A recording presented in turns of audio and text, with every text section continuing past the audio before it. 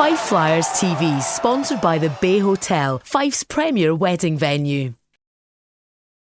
Great Saturday night game in Fife against Guildford, and 2 points in overtime as well. Just what are your thoughts on the game? One of our goals was obviously to sweep the season series against them. The teams, as I've said many times, are very close matched. Once again, it was a very exciting game and kind of back and forth by both teams. I think it would have been a shame if the difference in that hockey game was the goal in the first 24 seconds. It kind of just refocused us. For whatever reason, we came out a bit soft there. But after that, I thought we controlled the rest of the first period. And then after that, it was the second and third. It was quite exciting, I imagine, to watch. Must have been quite frustrated, especially in the first period, to not have got a goal back. But it kind of sort of showed the strength of their netminder tonight. Yeah, I thought he played very well. I thought we had a number of quality scoring opportunities, but so did Owen. He came under some pressure at times tonight. We've addressed it, certainly, in the run-in here towards playoffs and, getting into the playoffs. It's important to remain composed during a game and, if you end up behind, not to lose that focus because all the games are going to be tight from here on out. Third period, I think both yourself and the Guildford coach were quite frustrated at the fact that the game just wasn't being allowed to flow right to the final buzzer. Yeah, I'm quite sick of the debate, actually. I think it comes across as a coach making excuses. Everybody in the building watched it for themselves. They expressed their frustrations with their voices and their feet. It's too bad that two coaches come out of such a good hockey game feeling frustrated.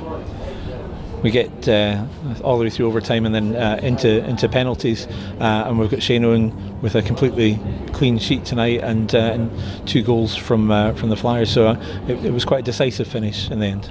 Yeah, it's nice, and we've been involved in that a couple times this season, and maybe haven't taken our chances. I think it would have been a shame.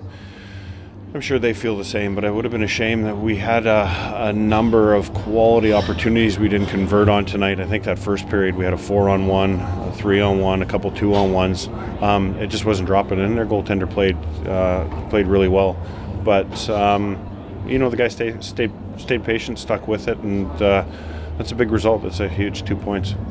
Nottingham in this building tomorrow night. What are you expecting them to bring? Another similar hockey team to ourselves in close games that we've had all year against them. They're another talented team that have had a little bit of ups and downs this season. But, if you look at this entire league, I would imagine with the exception of Belfast and Cardiff, every team's had their ups and downs over the course of the season. The table's extremely tight, separated by maybe 10 points end to end. With the exception of Milton Keynes, who is still playing very good hockey. It's a close, tight, excellent league. Have you got an update on Chase Shaber's injury? I know he's in the building tonight. Is he definitely out now for the season, or is there still a chance he might make it for the playoffs? He remains day to day.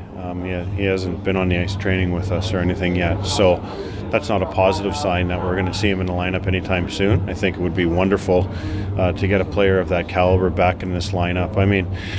The injury problems that we faced this season have been one of the worst that we faced in certainly in the Elite League era. We were up against it again tonight. Scott Arson had to leave the game in his second shift.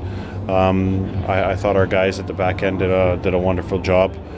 Composing themselves and seeing that game out. Todd, thanks very much. Thank you. The Bay Hotel, where your dream wedding becomes reality. Visit us at thebayhotel.net.